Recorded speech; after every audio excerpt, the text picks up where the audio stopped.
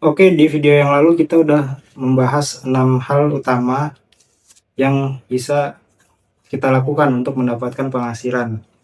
Nah, kali ini gue akan lebih spesifik, yaitu bekerja, menukar waktu dan tenaga. Kali ini lebih spesifik lagi, menjadi TKA ya, atau kerja di luar negeri. Kenapa? Karena menurut gue ini adalah jalan yang paling cepat yang bisa gue pikirin, karena kita tahu ya penghasilan di luar negeri itu gede gitu, dan itu bisa langsung membuat kita hidup lebih layak, walaupun ya pasti ada modal ya. Cuma ini betul-betul jalan yang gak terlalu rumit lah, yang penting lu punya modal, nggak menutup kemungkinan yang lain ya.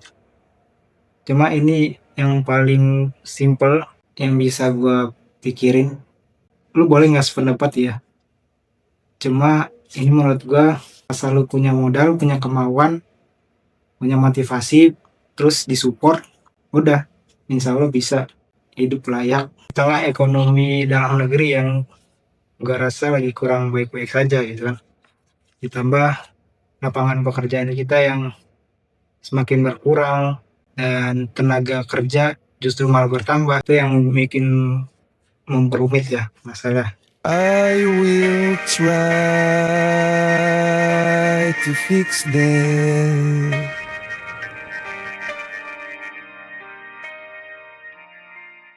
Lalu lebih spesifik lagi, gua merekomendasikan negara Jepang.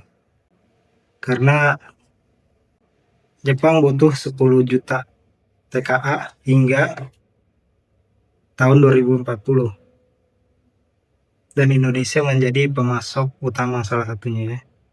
Bidang-bidang yang dibutuhkan adalah perawat lansia, teknik manufaktur konstruksi maritim, teknisi, perawat rumah sakit, pertanian, perkebunan ya. Langkah awalnya lu bisa memilih LPK atau penyalur yang bakal memberangkatkan lu ke sana. Tips untuk memilih LPK, kriterianya ya pasti udah terdaftar di BP2MI ya, dan Kemenaker, punya kerjasama dengan JITCO, Japan International Training and Cooperative Organization, punya ruang pelatihan bahasa gitu atau skill teknis.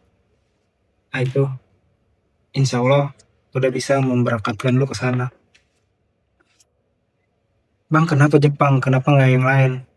Karena yang lain gue belum pernah nyoba. Gue alhamdulillah pernah dan berhasil berangkat, walaupun cuma sebentar. Ini menjadi pengalaman gue yang bener-bener pengen gue share di tengah maraknya kemarin hashtag kabur aja dulu. Bisa aja lo cari tahu pengen negara lain, nanti gue bikinin videonya. Cuma kenapa ini di awal, karena gue pernah, itu aja pengalaman gitu kan. Ini gue sebutin LPK-LPK-nya ya, tanpa gue di endorse nih.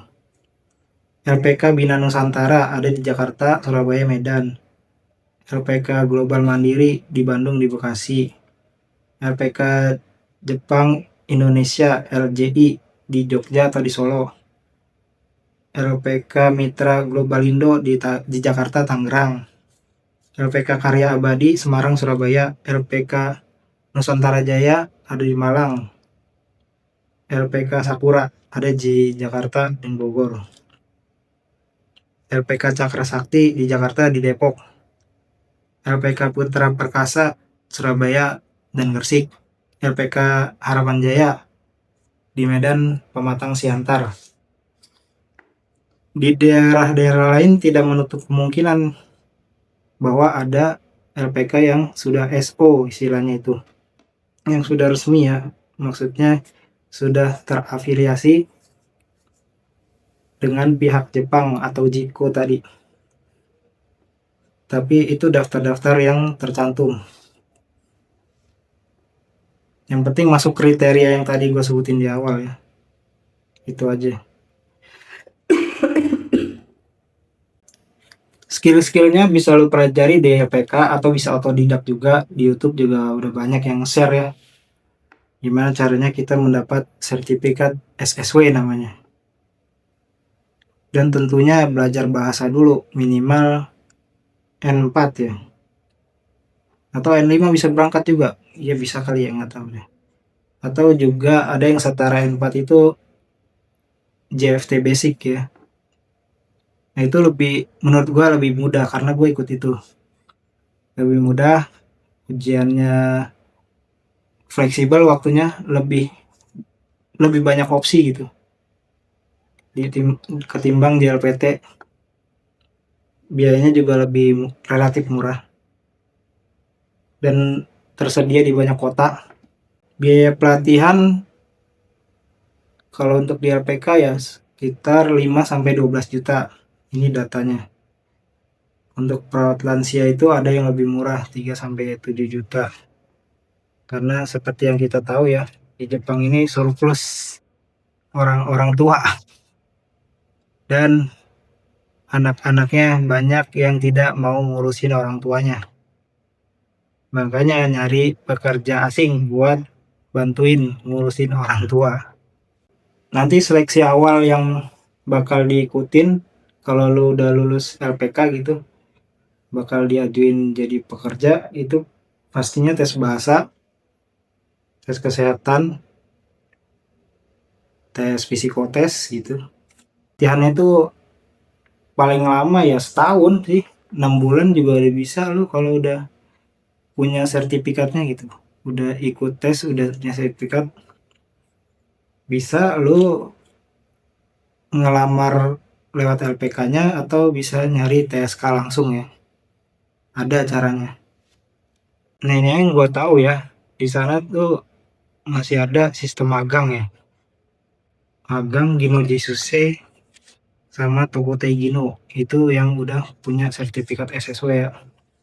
Kontraknya lebih lama. Bisa sampai 5 tahun gitu. Jadi kalau magang yang setahu gua itu 3 tahun gitu ya.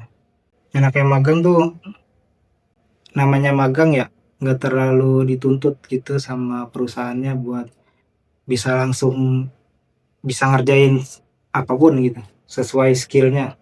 Tapi kalau TUT ya lu sebagai pekerja ahli gitu di suatu bidang, jadi pas nyampe sana lu benar-benar harus bisa kerja. Kenapa Jepang? Jepang ada negara tujuan tercepat buat TKI Indonesia. Peningkatannya tajam dari tahun 2019 saja, awalnya 180.000 orang, sampai 2024 udah naik 250.000 orang udah sampai ke sana untuk bekerja. Ada juga yang non skill ya, atau pakai jalur pintu belakang disebutnya. Ada juga dan banyak. Tapi resikonya juga gede.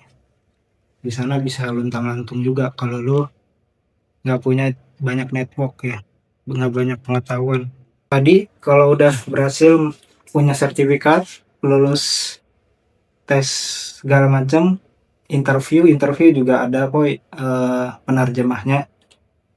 Jadi sebenarnya belajar bahasa itu yang penting lulus dulu tesnya, fokusnya ke situ aja.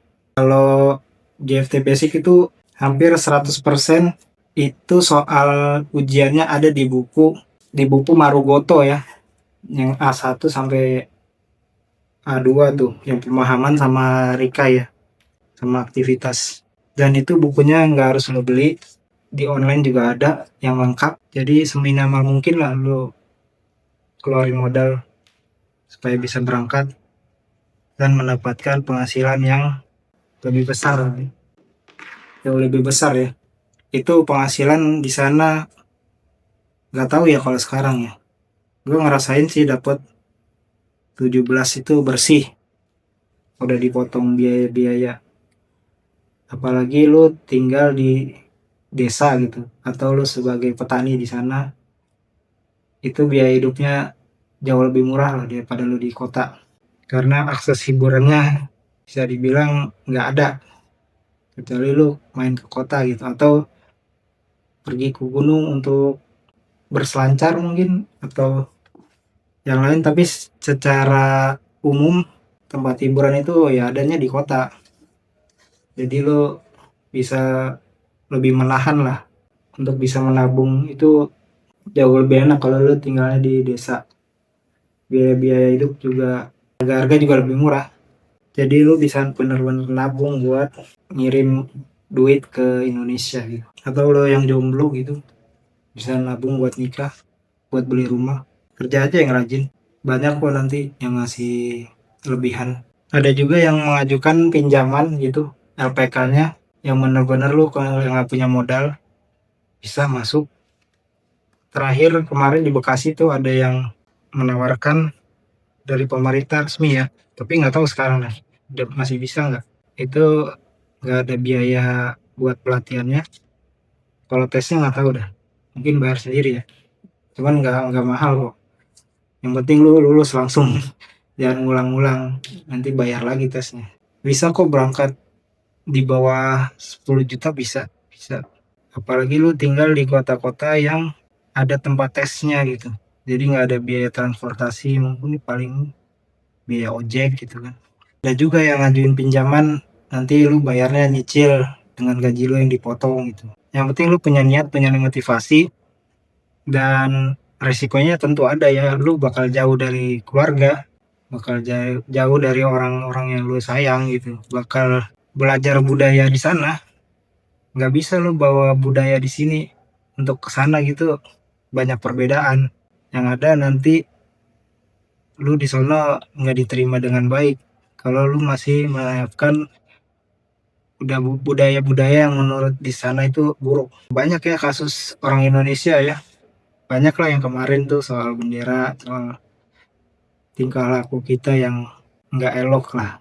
Jadi timbul lah di sana itu sensitif terhadap imigran ya, agak sedikit muak kali ya masyarakat di sana dengan kelakuan imigran, bukan dari Indonesia aja sih, tapi Indonesia ikut-ikutan bikin malu di sana. Nah itu yang membuat berkembang pemikiran anti imigran, dan sekarang itu lagi rame tuh pemerintahnya atau parlemennya itu diisi sama orang-orang yang anti imigran. Tapi ya Jepang tetap butuh TKA gimana pun penolakannya gitu. Ya entahlah, mungkin ada pembatasan, tapi yang jelas peluangnya tetap besar. Nah, lu jangan ragu di situ. Itu datanya banyak, peluangnya besar. Nah, itu tadi step by stepnya, dari belajar bahasa atau dari nyari LPK, cari informasi di sana, apa persyaratan yang dibutuhin. Kalau udah bisa bahasa sebelum masuk LPK, lu udah merasa bisa gitu, lu tinggal beli buku aja gitu. Apa sih isi yang bakal dites? Yang gua saranin sih Marugoto tadi ya, karena soal-soal JJFT basic itu ngambilnya dari buku Marugoto hampir 100% ya.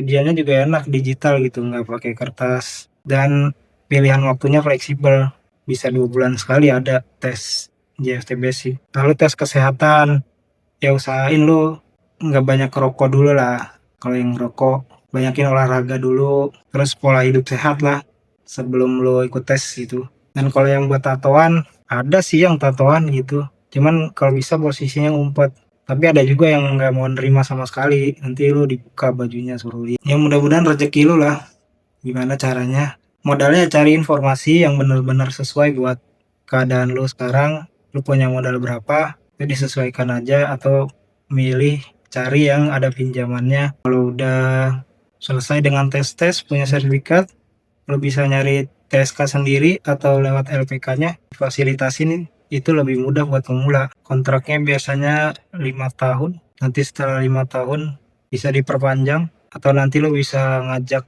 keluarga ke sana, bisa dapet insentif-insentif dari pemerintah sana untuk bisa tinggal di sana. Yang penting lo ikutin persyaratan yang berlaku di sana.